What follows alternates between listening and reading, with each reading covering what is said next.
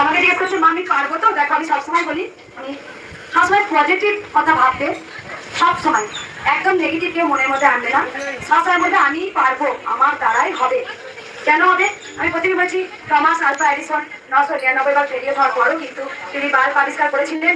তাই মনের জোর 200% মনের জোর রাখবেন সবসময় যে আমার দ্বারাই হবে।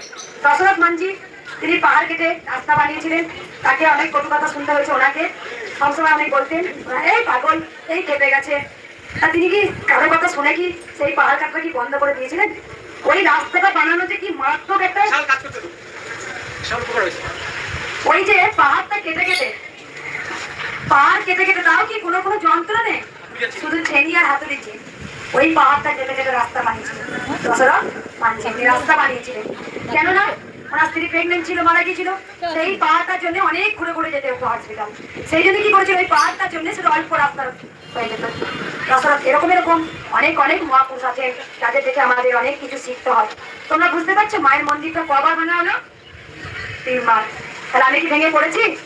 না, মনের জোর রেখেছি। আমি কিন্তু সবার সমস্যা মা কৃষ্ণকালী মা মেটাচ্ছে বা আমার দ্বারা মিটে যাচ্ছে। কিন্তু সবাই জানেন কৃষ্ণকালী মায়ের মেয়ের সমস্যা অনেক বড় পিছনে। হ্যাঁ, তাই বারবার বলি যে দেখো আমি সবার সমস্যা মিটিয়ে দিচ্ছি, কিন্তু তার মেয়েরই যে এত সমস্যা পিছনে অনেক সমস্যা। কি সমস্যা? না মায়ের মন্দিরটা করতে গিয়েও করতে দিচ্ছে না, করতে গিয়েও হতে দিচ্ছে না। আমি কি মনে জোর হারিয়েছি? আমি কি ঘুমিয়ে রয়েছি?